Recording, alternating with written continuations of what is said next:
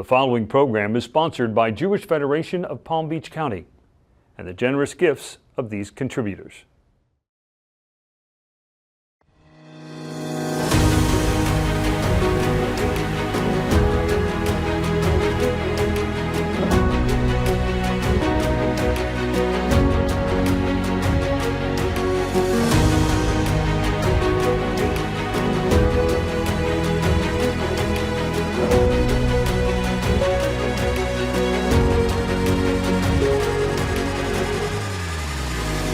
Welcome to our 46th season of Mosaic. I'm your host, Susan Shulman Pertnoy. Mosaic is Jewish Federation of Palm Beach County's weekly news magazine, exploring the most critical issues facing Jews here and around the world. He's been called the Rabbi to the Stars, and today, Rabbi David Wolpe will join us to share his thoughts on the state of Judaism in America and much more. That's up next on Mosaic.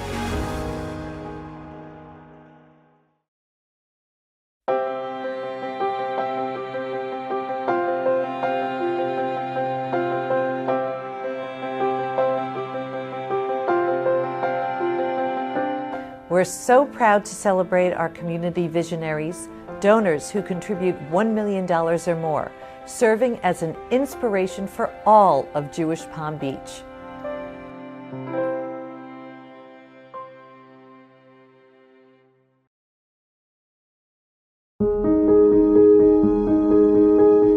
Israel's economic security is at risk. The October 7 terrorist massacre and Israel-Hamas war are having a disastrous effect on small businesses in Israel. Now there's a way for you to help safeguard the financial stability of millions of people. Visit jewishpb.org/loansdonate or scan this QR code to learn about Federation's Israel Emergency Relief Business Loan Program.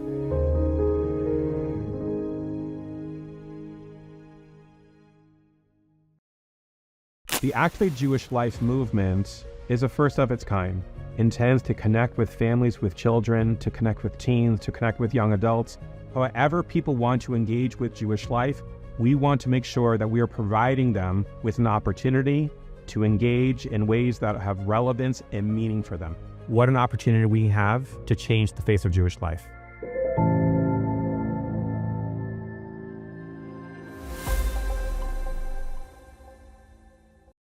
Welcome back. Today we have a very special guest joining us. He's an author, a scholar. Newsweek magazine called him the most influential rabbi in America. He's also been called the Rabbi to the Stars. A hearty welcome to Los Angeles-based Rabbi David Wolpe. Welcome to Mosaic. Thank you. Great to be here. It's wonderful to have you. Thank you. For our viewers who really don't know much about you, could you give us a little detail about your background and what possessed you to become a rabbi? What in the world would possess you? My father was a rabbi most of my life in Philadelphia, which is where I grew up, and actually spent a couple of years here in West Palm Beach at the end of his career. And I'm sure, obviously that had a big influence. The other influence, I think, for me was that I always wanted to write and I always wanted to teach. And I couldn't imagine something more beautiful and important to write and teach about than Jewish tradition and history and people. And so after college, I spent a year writing and then went to rabbinical school and have taught. I taught for about 10 years, then I took a synagogue in Los Angeles, and I was there for about 26 years as the rabbi and just retired about a year and a half ago. And now I do a variety of other things. So you were there as senior rabbi, as you said, for 26 years. Yes. And why did you choose to become a pulpit rabbi? As you said, you like to teach. It's a very good question. It's all my daughter's fault. Oh. Because when she was about to be born, I thought, all this traveling around and speaking is not good to raise a child. You should be home. So I really took the synagogue so that I would be home at night, every night, as opposed to flying around, which is what I do now. Now she's 27, and now it's fine with her that I'm flying around. You're gone. but it was for family reasons. And I think it also, which I didn't know at the time, it also was incredibly growthful, because you got to be there at times when people were sick, when they were grieving, when they were celebrating. You dealt with different ages over different times. It was a really remarkable life experience. Oh, I'm sure it was. But why did you choose that particular congregation? I know it was very diverse in its makeup. In a way, I almost didn't choose it, strangely enough. What happened was, I came to California originally because a friend of mine started running the Camp Ramah in California and said, "Do you want to spend a summer out in California?" And I said, "Of course I do." So literally, by the way, at the time, I took a bus 4 days and 3 nights across country because I couldn't afford the plane. Oh, wow. And that was its own experience. But in the course of this, I got to know the California Jewish community, and someone who I knew from camp had been running a single service at that synagogue, then graduated, became a rabbi, and they said, "Do you know a rabbinical student who might do the single service?" And he said, "Why don't you ask David Wolpe?" So I did that single service for 12 or 13 years, just on high holidays. And then when the senior rabbi retired or left there, they called me and said, "Would you consider coming here as the senior rabbi?" And it happened to coincide with my daughter's birth. So I almost didn't choose it, it chose me. How did you maintain your sense of self as a rabbi? Because you immersed yourself in all of your congregation's lives and celebrations. That had to be very difficult. That's a great question. Some rabbis do it more easily than others. Some are basically social creatures. I'm not, in the sense that, like, my default is to be sitting alone in a room reading a book.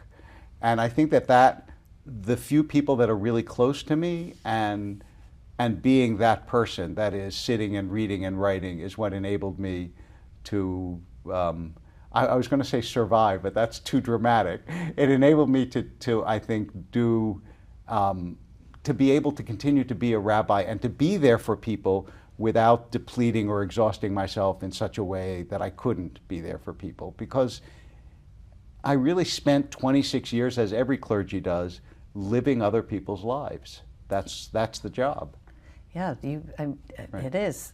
Yes. So when, for example, somebody's getting married, you actually are the point person for that wedding, even if you don't know the family very well. And when somebody's in the hospital and nobody is supposed to visit, of course the rabbi is supposed to visit, even if that person doesn't know you very well. And so it's very privileged, but with all sorts of privilege comes pressure. Oh, I'm sure. You retired in 2023 after the 26 years, and then you took a position at Harvard. I did. As a scholar in residence at the Divinity School. Yes. And I want to talk about that, but we have to take our first break. Very good. We'll be right back after this brief message. Coming up, the conversation continues with Rabbi David Wolpe. Stay with us.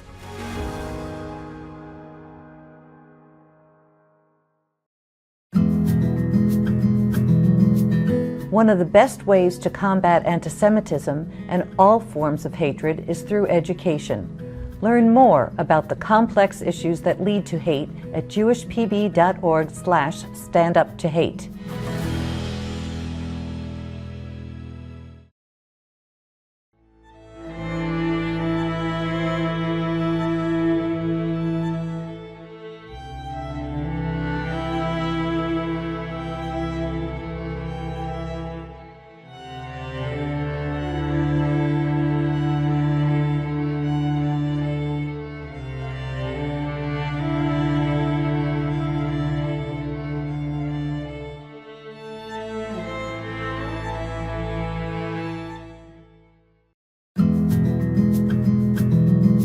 Did you know that you can now enjoy Mosaic on the go?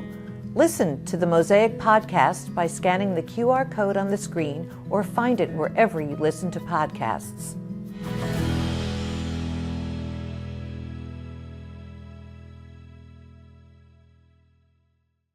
We're back talking with Rabbi David Wolpe.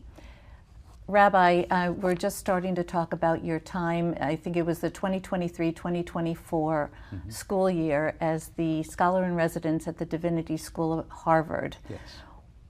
When you initially went there, what was your reaction to the Divinity School? When I first went there, I had a combination of, first of all, it was Harvard. And there is something sort of magical about that name, or always was. And so when I realized that my office, for example, was down the hall from the chapel where Emerson gave his Divinity School address, and I could just walk in there and stand there anytime I want, it was really remarkable. And also when I saw some of the faculty that were there and got to meet and know many of them, it was wonderful.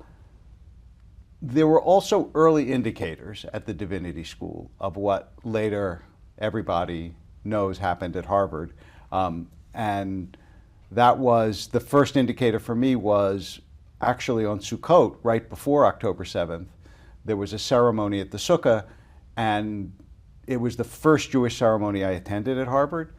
And the woman who was leading it started the ceremony at the Sukkah by saying, this is a safe space for anti-Zionists, non-Zionists, and those of you who are struggling with your Zionism. Oh. And I was kind of taken aback. I thought, well, is it a safe space for me? Because I'm a Zionist. I mean, I'm not, That's a little unnerving. But that was, I think, that was sort of the first shot across the bow. Yeah. Well, you definitely were there during the explosion of anti-Israel sentiment and Yes. anti-Jewish hatred. Yes. How did you deal with that? So I had an interesting and unexpected trajectory, since what happened was right after October 7th, and then when immediately 33 Harvard groups put out this statement saying, it's all Israel's fault that Israelis are getting slaughtered. The president called me and said, basically, what do I do? Because the Middle East was not her specialty, was not her interest. And so we talked. She was deeply emotional, really shaken. So we talked for a while, and I gave her some suggestions about reading. And then she said, I want to set up this antisemitism commission, and would you be on it? And I said, of course. And that launched the sort of the drama of the year. And from that moment on, I began to realize that the book that I had planned to write at Harvard was never going to get written. So, all right, let's backtrack a little bit. So you're on this anti-Semitism commission.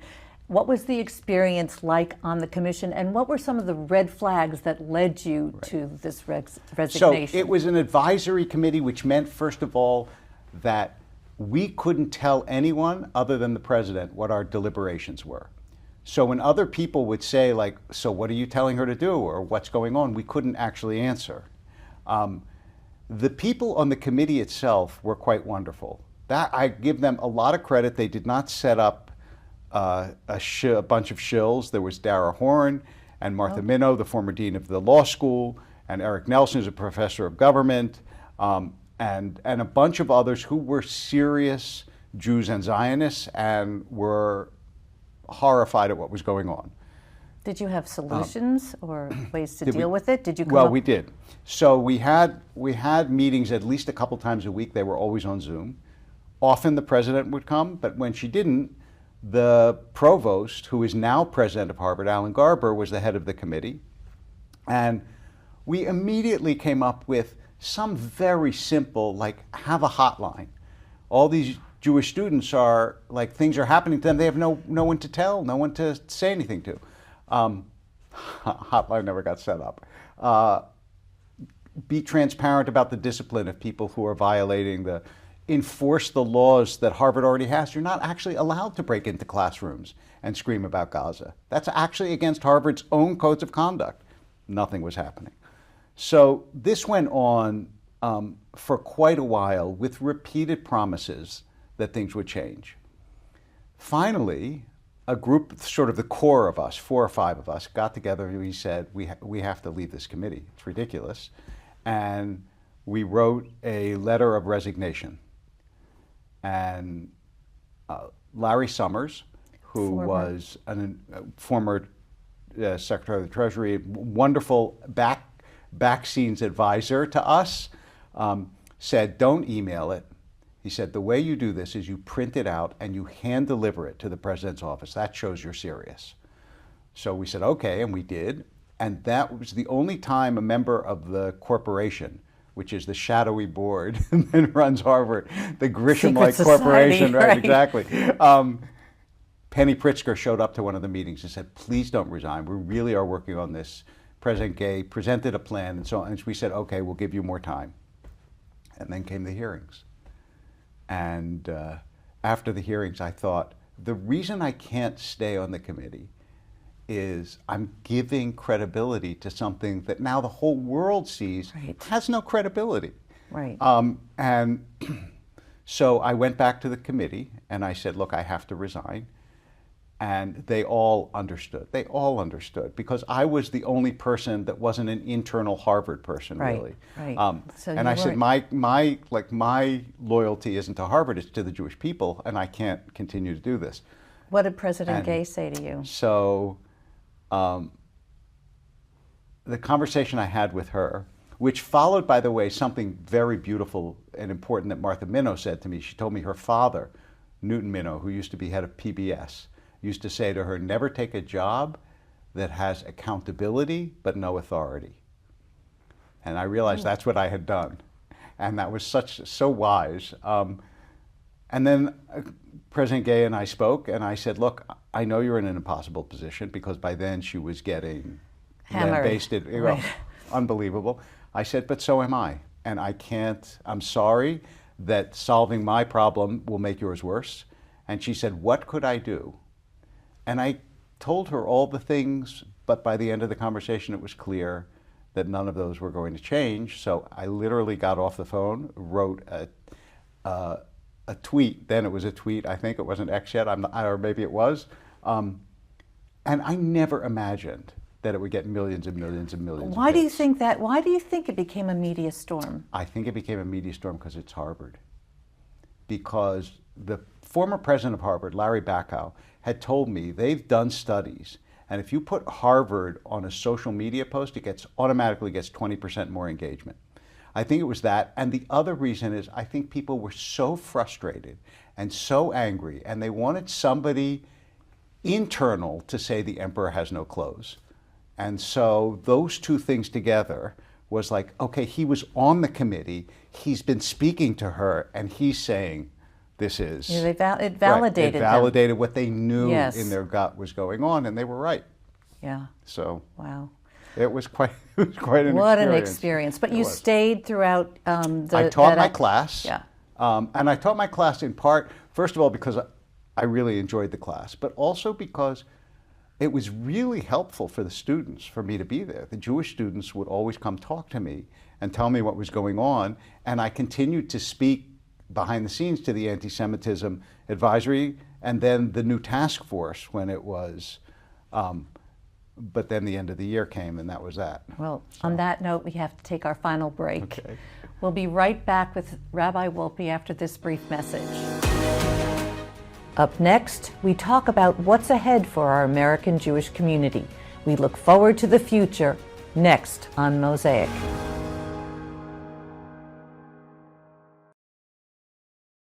Since October 7th, we have seen our community come together in ways we could not have anticipated. And that's what led to the Activating Jewish Life movement.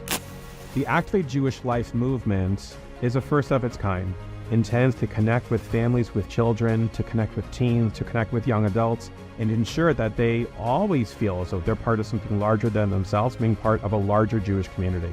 It's such a unique opportunity to be able to launch a bold initiative just like this. The Activate Jewish Life movement is going to be a game changer. However people want to engage with Jewish life, we want to make sure that we are providing them with an opportunity to engage in ways that have relevance and meaning for them. Thanks to our partners in the Jewish community and our Federation agencies, what an opportunity we have to change the face of Jewish life.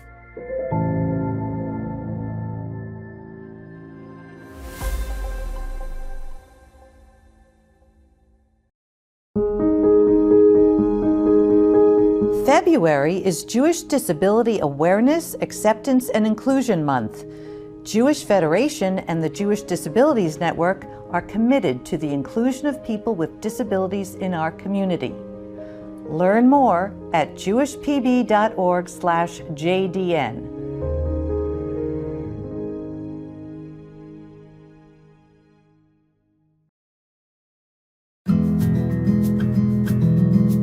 Did you know that you can now enjoy Mosaic on the go?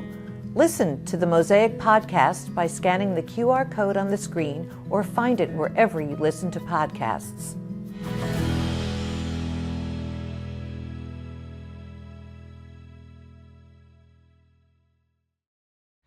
Welcome back. We're chatting with Rabbi David Wolpe, and I want to ask you something about the federation system.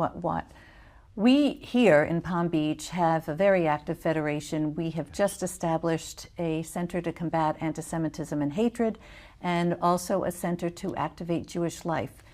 Great organizations, but why do you think that that's so important? It's actually those are, if you had asked me, I would say those are the two issues.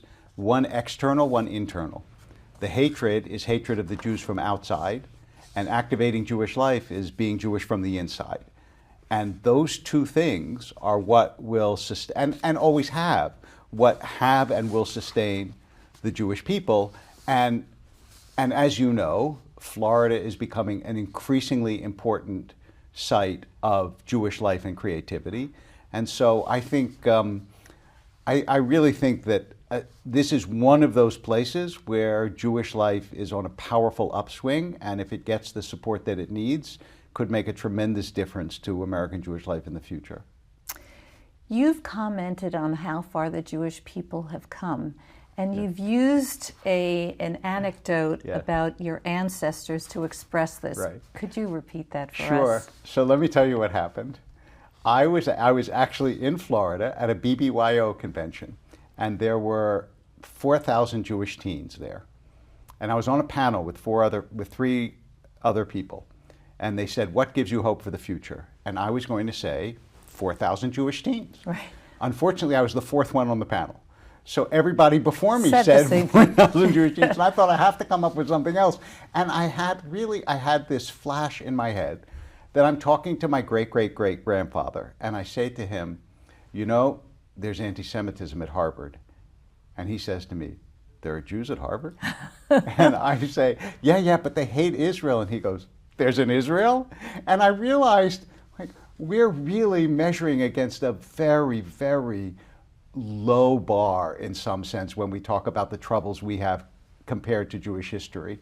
I mean, just some time ago, there was the day that we had the liberation of Auschwitz, and the 80th anniversary. And when you think about where the Jewish people was 80 years ago, 90 years ago, I always tell people when they're really down about Jewish life, a beautiful thing that was said to me by Elie Wiesel when we had him for our 100th anniversary scholar. I can't even imagine. It was a transcendent experience. And I was walking him back to his hotel, which was a privilege in and of itself. And I said, you know, this problem with Jewish life, that problem with Jewish life, we need to get more people to do this and that. And he said, listen, David, when I left the camps, we had 3 impossible tasks. One was to establish a state of Israel. The second was to free the Jews of the Soviet Union. And the third was to revitalize Jewish life. He said, we accomplished the first 2. You have no right to despair of accomplishing the third. Ooh. And I thought, wow, So, I will never forget that. Wow. So taking that third Yes. portion of responsibility, how do we progress to further Jewish life for the future? With intensified Jewish education in all sorts of ways. It can be camps, it can be schools, it can be obviously synagogues. I mean, all the ways that people can encourage other Jews to know more and do more. And also by recognizing that in an age where there is so much fragmentation and loneliness because of screens and so on, that the creation of community is incredibly healing for human beings. And the only community that you know will be here in a generation or 2 or 3 is not your country club or your bowling league. It's your synagogue and your people. So what advice would you give to young Jewish leaders about engaging the next generation of leaders? Two things. One is, if you want to know how to engage young people, the very best thing to do is to ask them. Because they'll tell you, I'm interested in this and not in that. Exactly. And too often I've seen older Jews like myself decide what it is that 20-year-olds really want. And we shouldn't do that. We should actually ask them what they want.